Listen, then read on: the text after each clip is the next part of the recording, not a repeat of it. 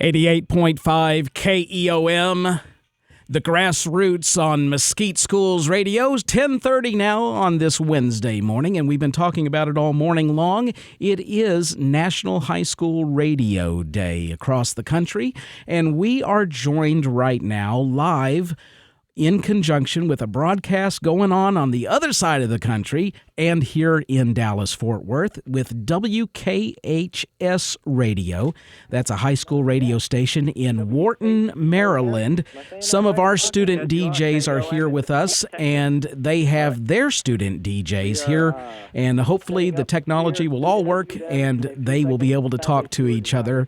We're live on that station. They are now live on KEOM. So I'm going to turn it over to our student DJs and Melissa. Good morning, everyone in Maryland. Good morning, everyone in Texas. Well, it's almost afternoon for us. Right, an hour difference. So first of all, I want to say happy birthday to you guys. I saw on your website that it's your 40th year. It was on March 28th. We had a big celebration for the station, and it was a lot of fun. We were on till about 6. We went on, what was it, 8? Yeah, about 8. We started and we had a count-up show. We broke out the old vinyl and had a count-up show from 1974 up to today, playing the best music from that period of time. So it was kind of a great way to kind of put the last 40 years in a nutshell for us. Congratulations. Thank you. Thank you. Here at 88.5, we have students from 5 Mesquite schools in the district, and right now you are speaking with Hayden Austin. This is myself from Horn High School. I'm Melissa, and I'm also from Horn High School. I'm Andrea, and I'm from Mesquite High School. I'm Tyler, and I'm from Poteet High School. And we're here just, we'd like to get to know y'all in Maryland and see what y'all do at y'all's radio station. Well, I am the Dingo. That's what I'm known as on the radio. I'm Lachlan. I'm here with Mitch. And go ahead. Mitch, we are both go to KCHS.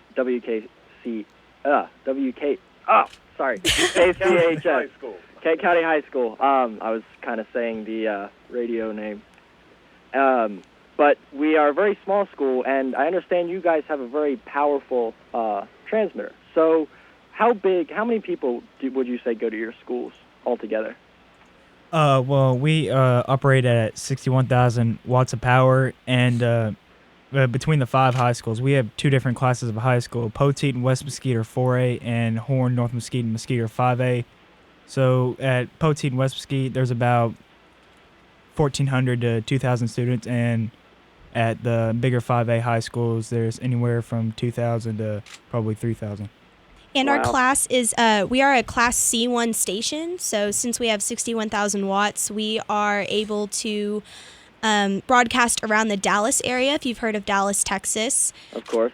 And so we are the 5th largest in the nation for all that. And it's been really exciting to be able to have that opportunity to, have that experience firsthand of getting to talk to the listeners and being able to report traffic and announcements. So it's been really exciting. Well, that's great. Hey guys, this is Mr. Singleton, Chris Singleton, General Manager at WKHS. I actually have a little extra surprise for you guys there at KEOM. The automation software that you guys are using, Wide Orbit, is that correct? Right. Yes. All right. The gentleman that sold you that software was a guy that put our station on the air in 1974. How's that? Oh, Wow. that's awesome. Huh? Now, just real quick. His name is Jim Hammond, by the way. Real quick, I've got a question for you guys. So what are your favorite things about radio? Like, did you guys kind of know you wanted to do radio when you came to the school, or did it kind of just fall upon you? Well, KUM is, like we said, it's a community and educational radio station here in Mesquite, and it's offered as a class for all 5 high schools. You have to audition through Miss Brooks, our station manager here, and you I believe you can do it at any year, freshman through senior, sophomore through senior, and you audition, and if they like you, they bring you in. We have first-year students and second-year students, and Melissa, would you like to tell how you kind of got into radio here at KUM? Well, when I found out about it a little bit late sophomore year, and I ended up just deciding to audition for it. It was quite a bit of a process. You had to be able to give a sample of your writing. You also had to record a couple things with pronunciation and just knowing if you're able to handle the on-air experience. And it was really nice being able to get that opportunity, as a sophomore and things like that. It really helped me branch out to what department I want to be in when for my major for college and when I want to do things like that. It's a well-known name here in Mesquite and even in the Dallas area. So it was really nice to be in the market that I potentially want to be in when I grow up. So you guys are very selective down there. Yes, we have around 25 students in that area, and per classes, since we have about 8 class periods that you could potentially have, we have around 4 to 6 people in each class. Gotcha. I'm just dropping in here. My name is Stuart. I just dropped in here to say hi because high school radio day is just that important. Hi, Stuart. Thank you, Stuart. He was with us with our interviews this morning, and just another quick question for you guys.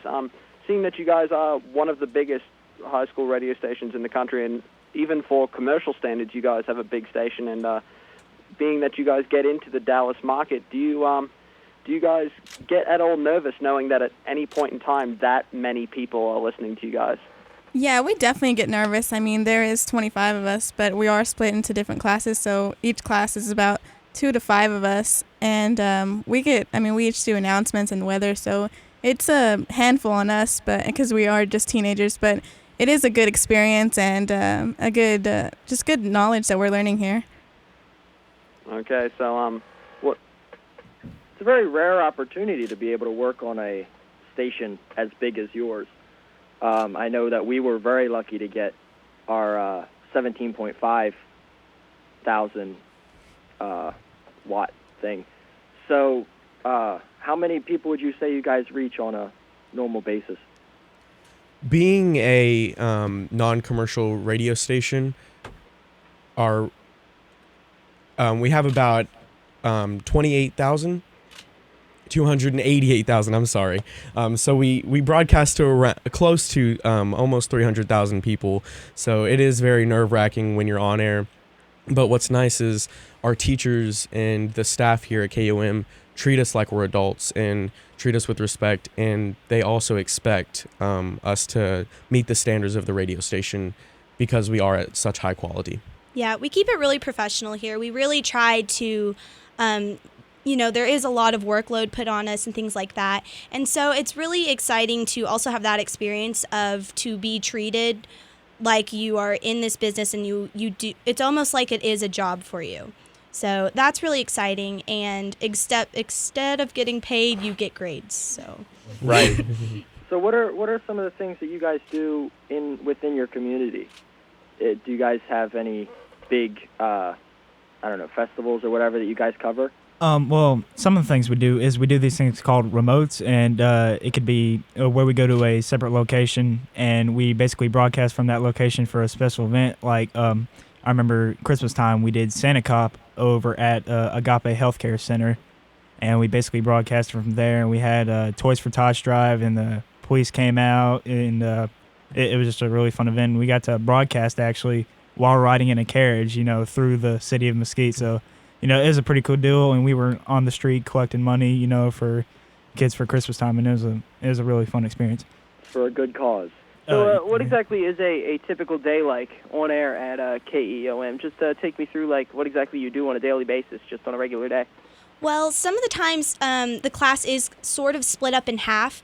Half of the time we are in the studio and we are doing live things such as announcements and board operations, doing traffic, weather, all the live things.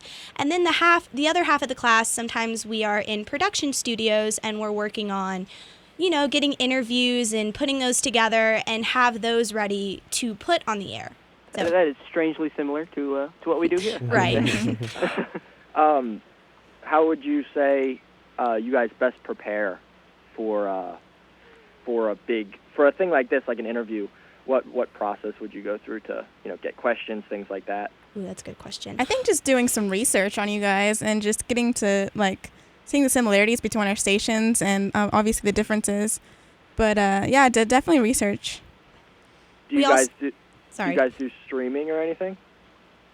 Did you say streaming? Yeah.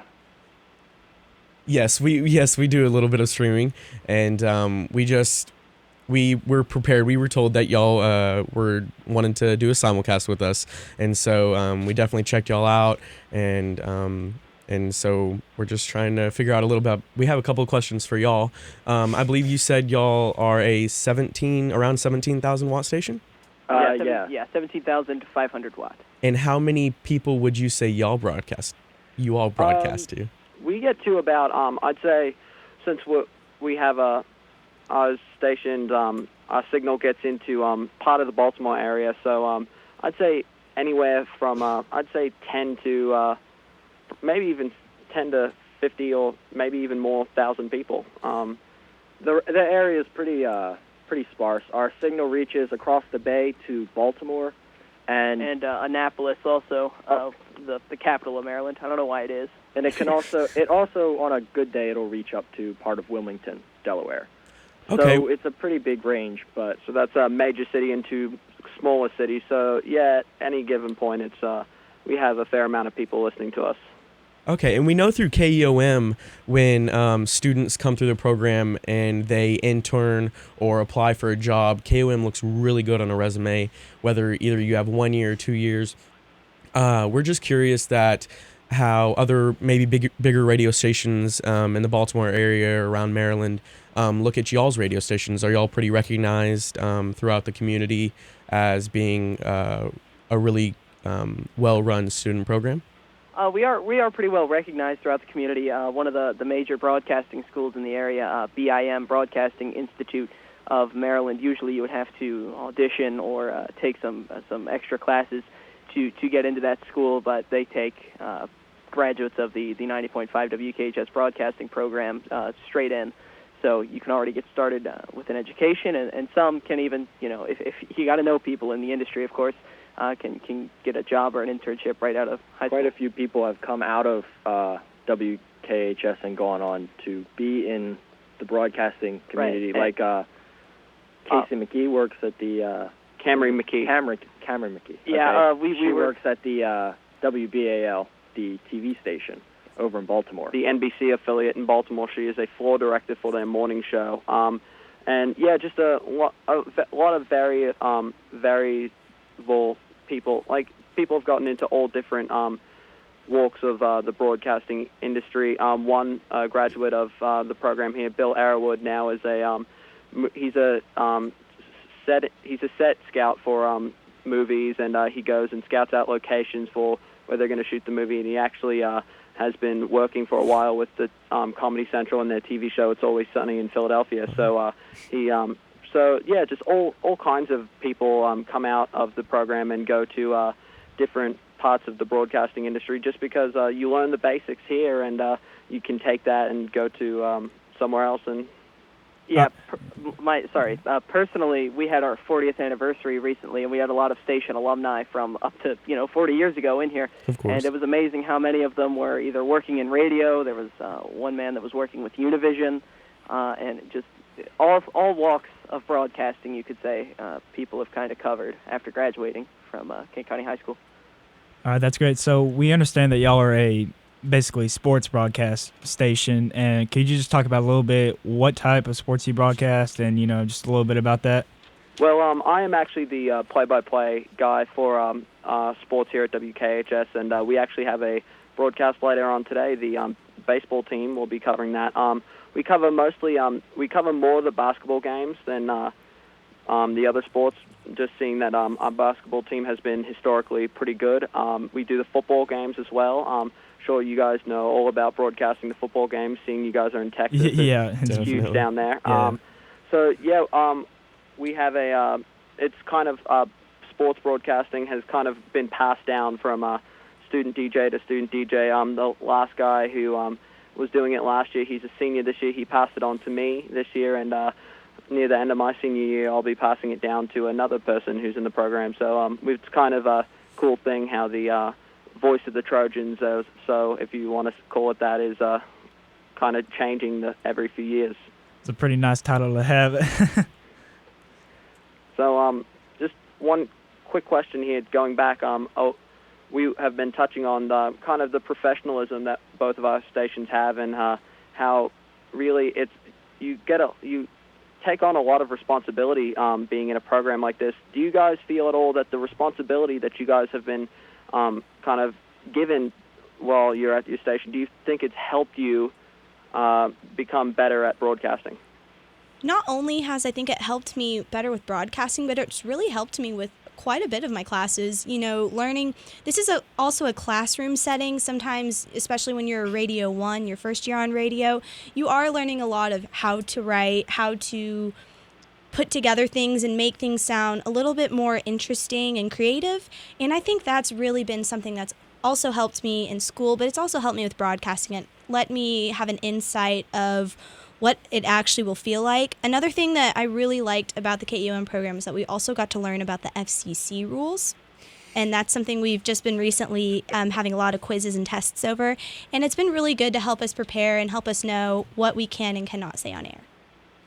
That's a very good thing to know if you're going to get into the industry of broadcasting. So just another question here. Do any of you guys feel like you want to go into this field after high school? Oh, yeah. I can speak personally. I definitely want to do this as a career, definitely getting an insight working at KEOM. We've gotten it's a hands-on experience, and I've enjoyed it, and I definitely see this as a possibility for a career. Yeah, in fact, I will be attending the University of North Texas next year, and I've already been accepted to their journalism school, and I'm going to be majoring in broadcast communications down there. So I knew. Oh, congratulations! Thank you so much. Yeah, but I really didn't know that I wanted to be in this field until actually 2 years ago. Right when KUM was coming out to my school, Poteet, and trying to recruit people, and it just stuck with me. And I wanted to be a lawyer before that. Imagine that, and this kind of just stuck with me, and it changed my whole perspective and what I want to do in life. And that all has to do with high school radio. I mean, that story has probably been told so many times. People were like, "Oh, radio? I don't know about that." But when you're actually in as a part of high school radio and you're participating in it, Absolutely. and you feel like you have a certain responsibility. It's very important, and that's why it's great that we consider a decent role of professionalism, because high school radio is a dying breed nowadays, and it certainly deserves to be respected, and of course. So what are some of your guys' fondest memories of being on the radio? Ooh, that's a good question. Unfortunately, probably all of the mess ups. Yes. Yeah, definitely. Being a radio station, we are KUM students. We're students, so we're still learning a lot. There are times where we accidentally forget to put on a mic, or we accidentally, go to the next song and things like that. We have had plenty of our fair shares, but the important part is to just, put those away, learn from them, and all those things, and it just helps you become a better broadcaster in a sense. But we have been reminded of those mistakes. I think We've all been there. I think a favorite for me and Tyler would be at the remote we did around Christmas time. We got to interview the mayor of Mesquite, and Wow. that was definitely a good acknowledgement. Yeah, it was a pretty fun experience. We also got to interview Santa, quote, Yeah. And we would like to ask, what are some of your fondest memories with your radio station? Oh, okay. So when we first came into broadcasting, Stuart and I were in the same class, and we had a few other friends that were in there with us, and it was the first time that we had really been, and we knew how to work everything, and we thought that it would be fun because Mr. Singleton was out. We thought it would be fun to. We weren't on air or anything. We thought it'd be fun to start the board and kind of talk back and forth, like we looked up stories and everything, and we kind of had like a round table discussion, kind of like what we're doing right now. It's kind of like some 6-year-olds acting like they're on the radio. Yeah, we were basically pretending we were on the radio, and we were talking about some stories, and Justin goes, "Oh, he's coming back." And he shuts it off, and we're all sitting in there, and Mr. Singleton comes in, and he asked what we did, and we said, "Oh, nothing." And he said, "Well, I'm just going to go look at the recording," and all our jaws dropped because we did not know we were being recorded. Whenever the mics turn on here, it records. So we didn't realize we were being recorded. And he listened to the entire thing, and we ended up getting our own show after that for our first year on the radio. What did we call it? I forget. I think it was the morning show. Something like that. Something highly original, like the morning show. Yeah. Well, that's a good accident that you had. Yeah, that's that turned into a good opportunity. Definitely. That was my memory. I don't know if they have different ones. You want to go ahead, Stu? Well, I mean, I was a part of that, and I personally found that enjoyable. As with Mitch, anything for you, Dingo? For me, well, this is my first year on the radio. I'm taking. I came to this school new in the last semester of last year, so this is my first year doing the radio program, and I'd have to say that some of my fondest memories would have actually been probably the 40th anniversary. Just getting to interview all the different people from the school's history who have come back and come back to the station and really see how it's grown, and just get to talk to some of those people and see where the station has come from and to what we have today, and to see that over the years that we've survived and been able to survive for 40 years, which I think is something we have that's pretty special. Yeah, I enjoyed the 40th too, and I don't mean to sound too like pretentious, but I mean when you go back through the years and you look at all the people that have graduated from the station, it kind of makes you feel like, wow, this is a lot. This is a big deal. This isn't just a radio station. It's a radio station that's changed a lot of people's lives, as most high school radio stations do. And just at noon, the very first day they were on air, March 28th in 1974, they played Rocket Man by Elton John. It was the very first song they ever played on air, and to kind of commemorate that, at noon that day, we played Rocket Man by Elton John. Yeah. Partially because of the anniversary, and also because Elton John is amazing. Yeah. To be honest. Can't deny that fact.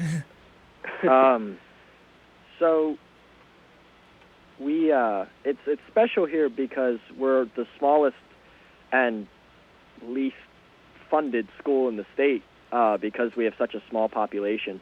But we're also the only one in the entire state with powerful terrestrial radio station. None of the only other one is Boys Latin over in Baltimore, and they're just streaming. They don't have terrestrial. So what we have is very special, and we hope that it'll start to draw more people into the school so that we get more people into the program. And really, it's something that a small county like us can have to be proud of, and kind of say, hey, we've got a lot to show off too, and not just these bigger counties. And that's really cool that you guys are also in your 40th year. We're actually in our 30th year. I believe it was September the 4th. And we started in 1984, and it's been great, too, also having that legacy. September 4th, 1984. Yes. And it's been great having that legacy here at KEOM, seeing all the people that have gotten really successful in the business because they started here. And it's been really inspiring to hear that you guys also had a lot of people that really got the hands-on experience from your radio station too. Yeah, it definitely puts things into perspective as to what everyone has. Oh yeah, of course. All right, well, we just wanted to say a very big thank you, to your station in Maryland, WKHS, and I believe we're going to be signing off here in a minute. We wanted to say thank you, Hayden Austin. I'm Melissa. I'm Andrea. And I'm Tyler.